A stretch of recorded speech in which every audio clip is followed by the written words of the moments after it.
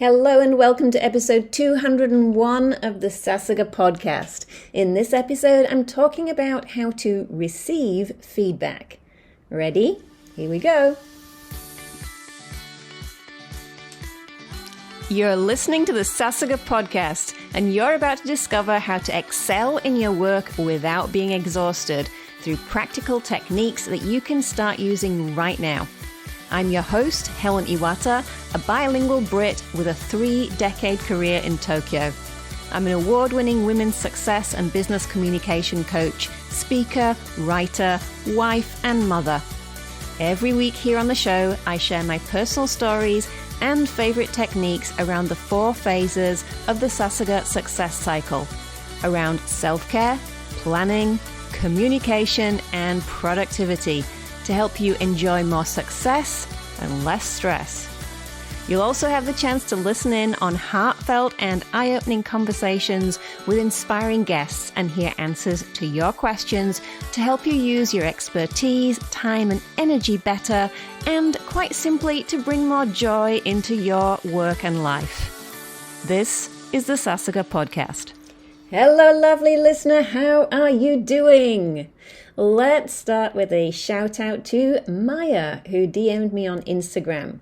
And she wrote, "Hi Helen, thank you so much for answering my question in your lunchtime live. Your answer was filled with such helpful gems, and I can't wait to start testing things out tomorrow. You're never going to get it all done is such an important thing to keep in mind as well. It's freeing in a way. And the fact that taking breaks will energize you is really encouraging.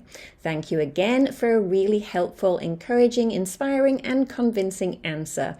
I'd like to share it on social media. I'm sure a lot of people will find this valuable." Thank you. Thank you so much, Maya. I'm just thrilled with this. Definitely please share. And this goes to everybody. Please do share so that more people can benefit.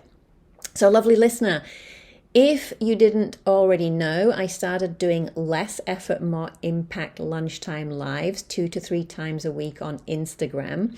And I'm answering questions that people send me in the comments, such as, is self-care really important? How do I stay motivated when I'm so busy? Is it important to take breaks? How do I delegate to save time? Now, if you're on Instagram, make sure you're following me at Helen Iwata, and you may want to look out for those notifications around lunchtime when I'm going live if you want to join. Of course, you can also watch the replays too, and you can put your questions and comments in the comments. But what if you're not on Instagram? Well, no worries, because you can now find the replays on my YouTube channel. My handle there is the same. It's at Helen Iwata. My YouTube channel at the moment is not particularly fancy. We are doing a little bit more there though. So if you'd like to watch on YouTube, that's great too. And to keep it super simple, my social media links are also in the show notes for this episode at sasugacommunications.com/201. Okay, so if you are listening to this episode around the time of release, you may already be in your year-end review season. For managers, giving feedback, and I remember this from my corporate days, giving that feedback to team members can be quite a headache. It can be a lot of work if you have a lot of team members as well. But how do you feel about receiving feedback at work? Depending on your organization, the frequency and depth of the feedback that you receive can vary. You might have a comprehensive 360-degree feedback meeting with your manager once or twice a year.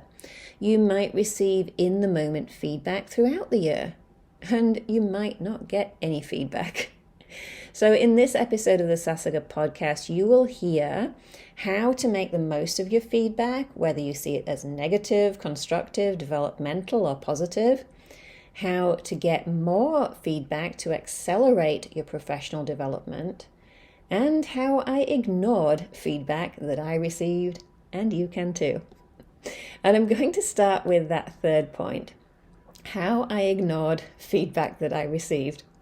So some years ago, quite a few years ago I was co-leading a 3-day leadership training in India. Now, 3 full days is a long time, and the content was extensive and deep. So to lighten things up, we played music during the breaks, and sometimes my co-facilitator and I danced. Some of the participants joined in too.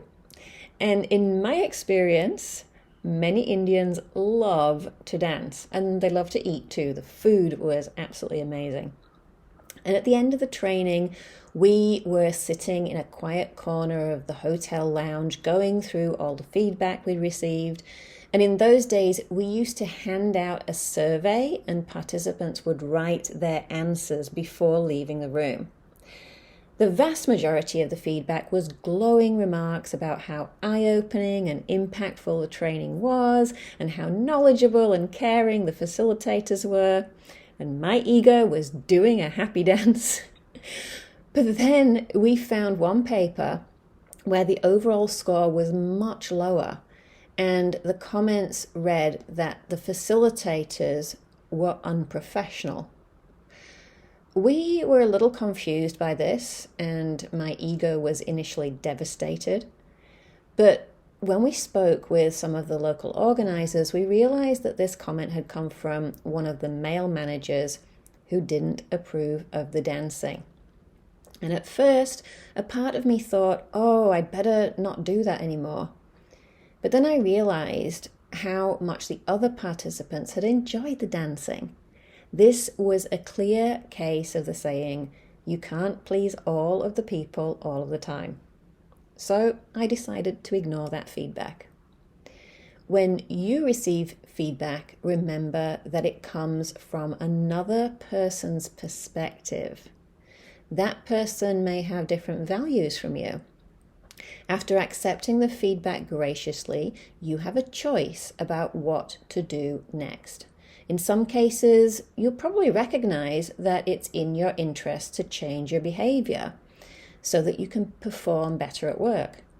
But in other cases, you may decide that you prefer your own way and it still gets you the results that you want, so you don't need to change. So now that we're clear on that, let's talk about how to make the most of your feedback. People often think that feedback is negative. You're being told that you're not good enough at something. But there's also positive feedback when you're being told that you did something well, and we'll come to that in a moment. First, feedback that's related to opportunities to do something different, to improve, is also sometimes called constructive feedback or developmental feedback. Rather than what you call it, though, what's important is your attitude towards it. And I personally really like the attitude of feedback is a gift. That's because no matter what the feedback is, it's someone offering their perspective, and you have an opportunity to learn something from it.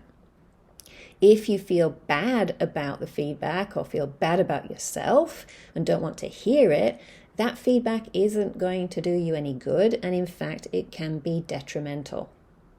When you receive feedback, you have a choice. You can choose your attitude, and you can choose whether or not to take action based on the feedback, as in my example from India.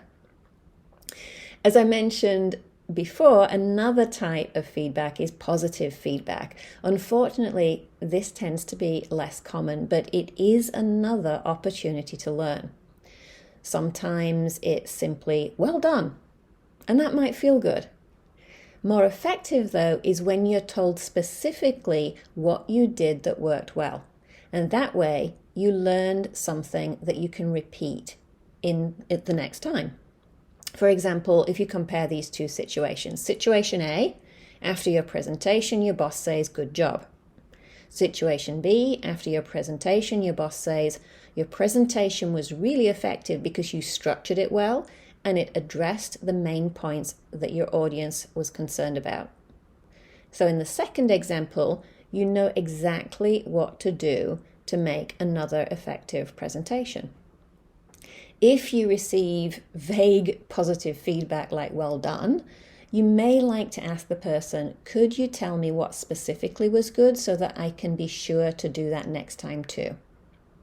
So to make the most of your feedback, choose your attitude. Remember, it's a learning opportunity. Ask for specifics if it's not clear. And this goes for positive and constructive feedback, by the way. And decide whether to take or leave the feedback. Now, what if you don't get much feedback or you don't get it as often as you like? Let's talk about how to get more feedback to accelerate your professional development. You may want to ask your boss for more feedback. Explain that you'd appreciate feedback so that you can do better work. And you can be even more persuasive with this if you include your boss's values. For example, if your boss values time, say, so that I can be more efficient in my work. Or if your boss values teamwork, say, so that I can contribute more to the team. You don't necessarily have to ask your boss, though. Depends on how well you get on with your boss. You could ask any trusted colleague for feedback. I do recommend, though, that you let them know in advance if you'd like feedback. For example, instead of saying to a colleague, "What did you think of how I spoke up in the meeting?" Let them know in advance that you plan to speak up and that you'd appreciate some feedback afterwards. And in this way, your colleague is likely to be more observant and give you more meaningful feedback. Now, if you're a woman in business and you want to have more positive thinking, more confidence, more energy, more time, more success, and less stress, this is important. Have you signed up for the 3 keys to less effort and more impact for women in business training yet? I've designed this live 3-part online training specially for busy professional women who always have too much to do and too little time. You want to do great work and take care of your other responsibilities, but you would also really love to have a sense of ease. Well, all you need is to give yourself just 10 minutes a day for 10 days to start making a significant difference in your work and life. And if you think you can't give yourself 10 minutes, then you need this more than anyone else. And I know I have been there. This training is not just me telling you about 3 practical strategies. For participants who want it, I'll be coaching on individual situations on the Zoom calls and in our private pop-up Facebook group for that 10-day period, because it's important to me that you can truly apply what you learn no matter what your current circumstances. Believe me, I have heard it all. I know how busy, how challenging, all of the work demands, the family demands, everything else. The opportunity is right there waiting for you. So pop over to sasugacommunications.com/training for details and come and join us before the live training ends and you miss your chance.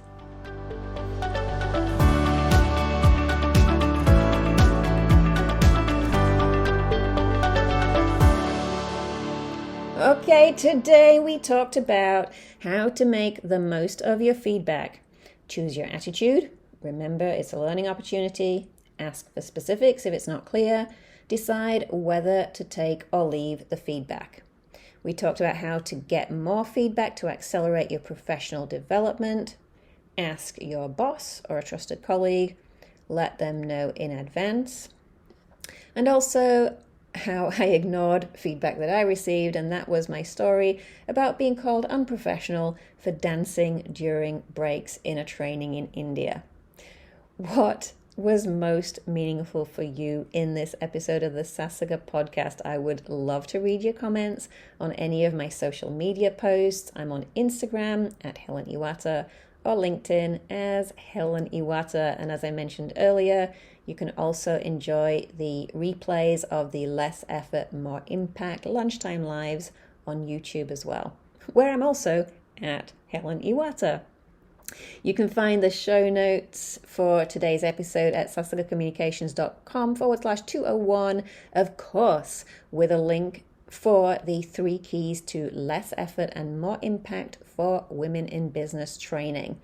And you could just go there right now at sasugacommunications.com/training, as well as suggestions for further listening on related topics. Thank you so much for listening. Make it a brilliant, feedback receiving, and joyful day. Thank you for listening to another episode of the Sasuga podcast. Wow, the fact that you listened all the way to the end here tells me how committed you are to your personal and professional development. If you enjoyed this episode, I invite you to tell your friends or colleagues about the Sasuga podcast. Spread the tips and the joy. Help to make everybody's lives better. And you may even like to rate and review the Sasuga podcast in your favorite podcast player to help others find it.